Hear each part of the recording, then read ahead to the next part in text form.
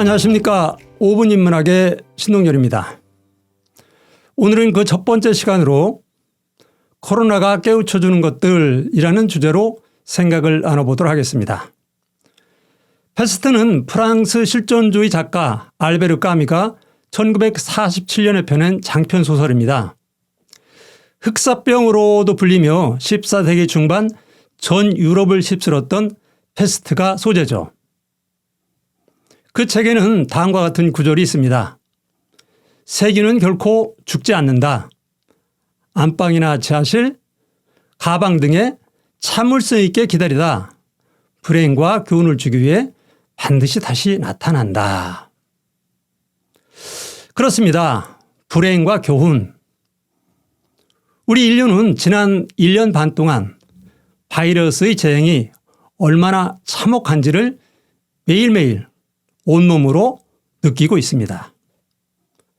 그러면 교훈은 무엇일까요? 아마 이 코로나는 인간을 겨냥한 자연의 경고인지도 모릅니다.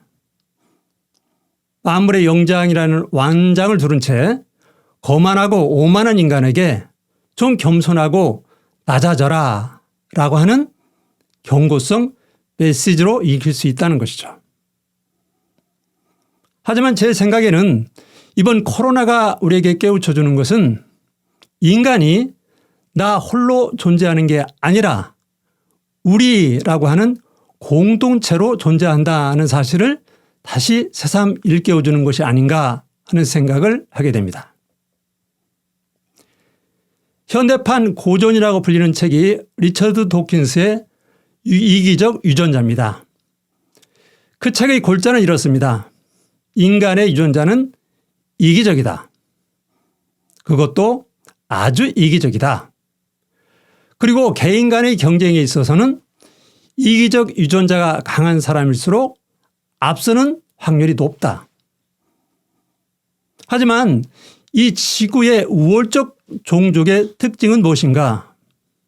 그것은 종족의 일원이 위기에 처했을 때 그 종족을 구하려고 자기를 희생하는 이타심이 발현된다는 것입니다.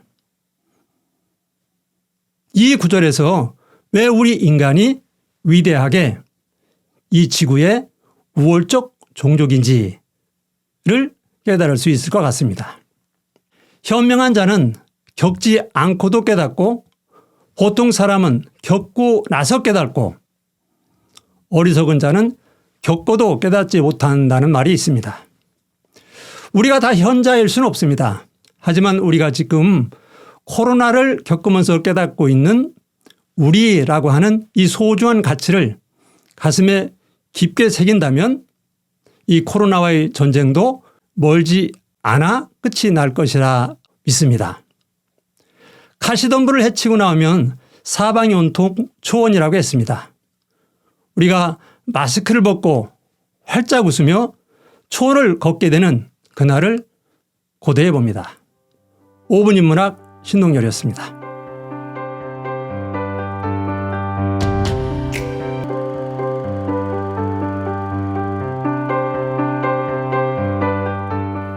안녕하십니까. 5분 인문학의 신동열입니다.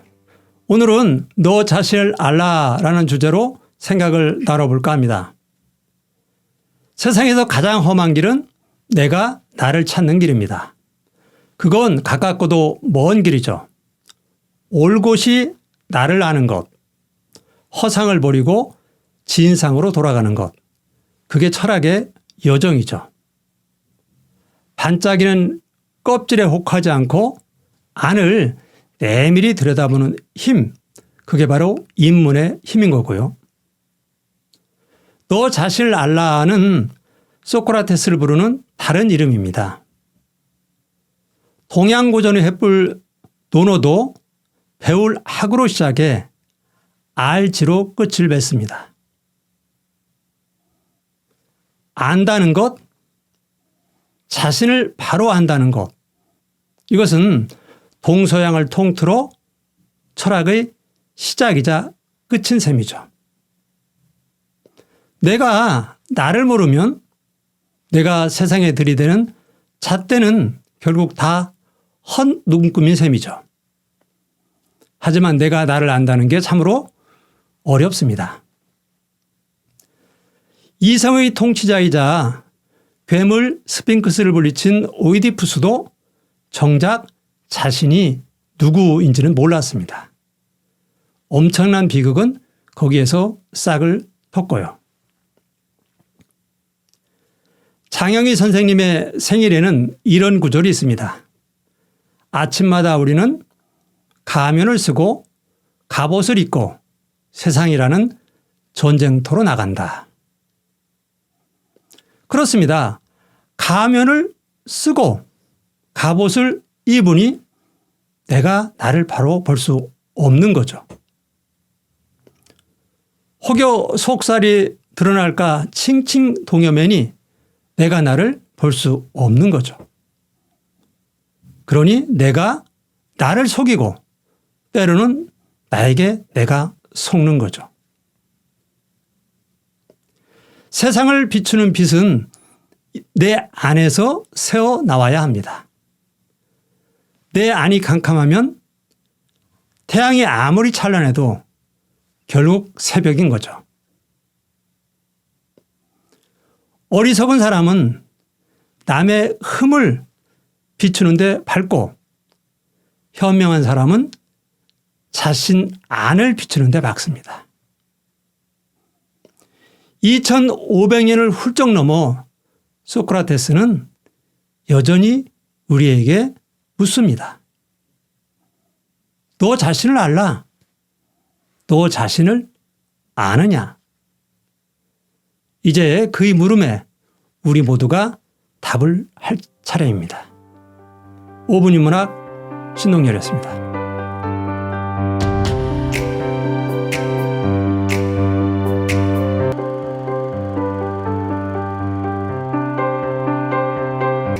안녕하십니까.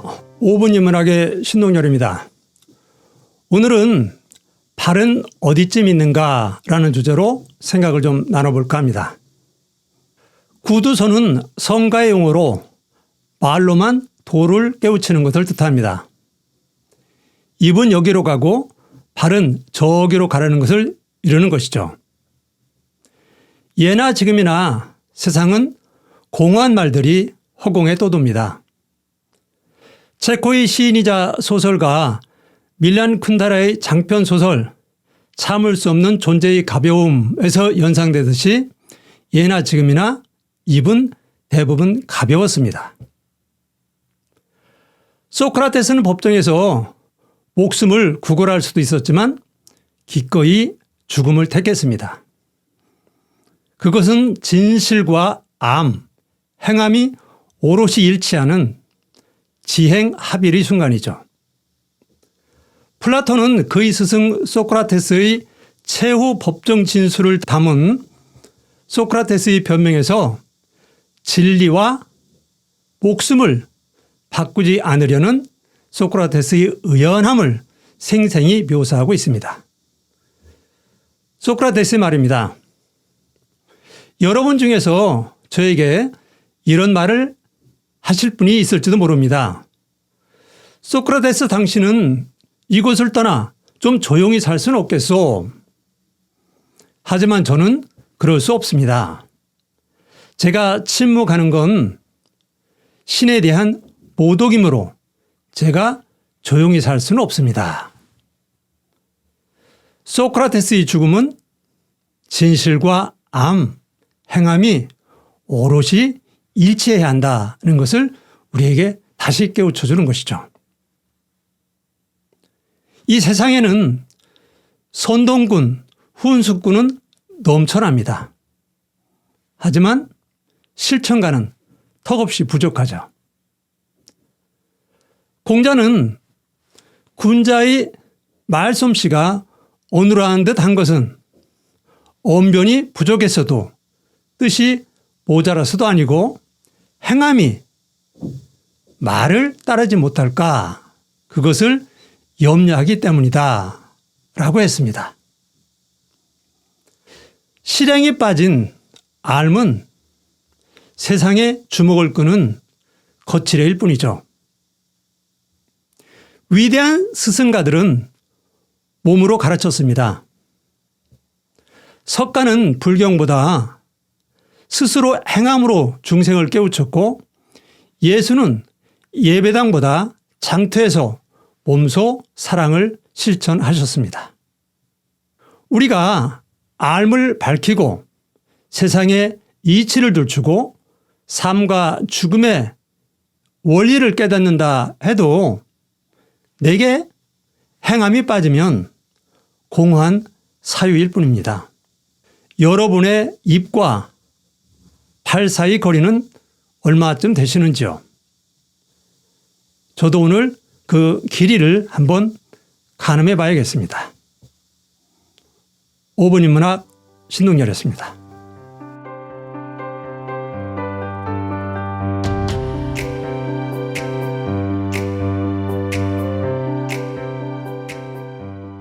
안녕하십니까. 5분 인문학의 신동열입니다. 오늘은 나름의 사정이라는 제목으로 생각을 좀 나눠볼까 합니다. 누구나 나름의 사정이 있습니다. 한비자는 사물은 나름의 이치가 있어 서로 다그칠 수 없다고 했고, 모리스 마테르링크는 파랑새에서 왜 사람들은 남들을 이해하지 못할까? 참으로 딱한 노릇이지 라고 개탄했습니다. 누구나 자기 기준으로 세상을 판단합니다. 우뚝 솟은 소나무는 한치 한치 힘겹게 담장을 기어오르는 담쟁이의 심정을 헤아리지 못하고, 황새는 뱁새의 종종걸음을 이해하기 어렵습니다. 나를 알아달라고 목을 빼면서도 남을 헤아리는 데는 인색하고, 나의 사정을 호소하면서도 남의 사정은 변명점으로 치부하는 게 인지상정입니다. 반바퀴만 돌리면 왼쪽이 오른쪽이 되고 오른쪽이 왼쪽이 되는 이치를 모르고 말이죠. 우리는 다 나름의 얘기를 내 안에 담고 있습니다. 슬픈 얘기, 행복한 얘기, 감추고 싶은 얘기, 그 모든 얘기가 각자의 이 마음 안에 있는 거죠. 그러니까 존재는 다의적입니다. 나는 여러 가지 이유로 존재하는 거죠. 우리가 흔히 너는 내가 제일 잘 알아 라고 하는 말을 쓰는데, 어쩌면 그 말은 성급하고 어리석은 말일 수도 있습니다. 우리는 늘 근사치로 이해합니다. 창가에 비치는 고즈넉한 농촌의 풍경에 농부의 땀은 보이지 않습니다. 잎새 사이를 비집고 내려오는 가을 햇살은 맑고 청량하지만 끝자락을 예감하는 가을의 잎새, 그 마음은 헤아리지 못합니다. 우리는 누구나 그런 만큼 담습니다. 물이 얕으면 종지 하나도 띄우지 못하죠. 내 품이 넓고 깊어야 그 안에 남의 이야기를 담고 그 사정들을 헤아릴 수 있는 것입니다. 그 헤아림의 힘이 바로 인문인 것이고요. 그 헤아리는 과정이 바로 한 사람이 성숙해가는 과정인 거죠. 니코스 카잔차키스의 히라빈에게 이 말을 이라는 책에는 헤아림을 되새겨 볼 만한 대목이 있습니다. 주요, 지옥이 존재한다는 사실을 알면서 제가 어찌 천국의 기쁨을 누리겠습니까? 그들의 죄를 사하여 천국으로 들여보내 주시던지 저를 지옥으로 보내 그들의 고통을 위로하게 하소서. 저도 오늘 이 문구의 의미를 다시 한번 새겨봐야겠습니다. 5분 인문학 신동엽이었습니다.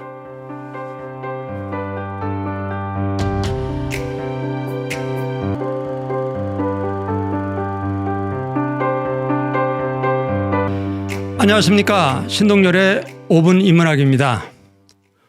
오늘은 왜 인문학인가 하는 질문에 답을 좀 해볼까 합니다. 세상은 두 개의 바퀴로 움직입니다.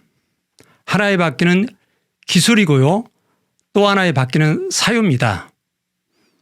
이 두 개의 바퀴가 적절히 균형을 이뤄야 세상이 뒤뚱되지 않고 덜컹대지 않습니다. 기술은 진화로 이어지고 사유는 거미들처럼 촘촘히 엮여 다양한 형상을 빚어내죠. 바로 이것을 우리가 인문이라 이렇게 정의할 수 있는 거죠.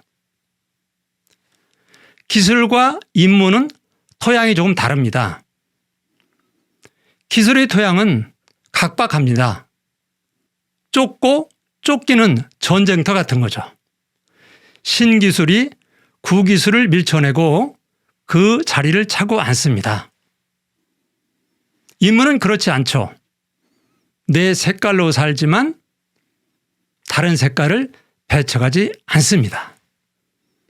베토벤이 바흐를 몰아내지 않고 칸트가 소크라테스를 몰아내지 않고 해밍웨이가 단테를 쫓아내지 않는 거죠. 그러니 세상은 빨주노초 파남보 무지개 빛깔인 거죠. 그런 점에서 인문은 그 토양이 넉넉하고 풍성합니다. 우리는 누구나 풍족한 삶을 꿈꿉니다. 그 풍족은 수치화되죠. 아파트 몇 평, 통장 잔액 얼마 이런 것들이 바로 풍족을 재는 잣대들이죠. 하지만 풍성은 그 풍족 위에 새로운 가치들이 얹혀져야 합니다. 사유, 배려, 공감, 지혜 이런 것들이 두루 어우러져야 풍족한 삶이 풍성한 삶으로 가는 거죠. 근육이 좋은 사람은 어떤 옷을 입어도 요새 말로 핏이 납니다. 사유도 마찬가지입니다. 사유도 나름의 빛, 즉 사유의 아우라가 있습니다. 이 시대에 인문이 필요한 것은 우리가 풍족을 넘어서 풍성한 삶으로 가야 되기 때문입니다. 또 이 세상이 인문이라는 하는 한 바퀴로만 덜컹대지 않고 사유와 잘 조화를 이루어 소리 없이 굴러가야 하기 때문입니다. 5분 인문학 신동열이었습니다.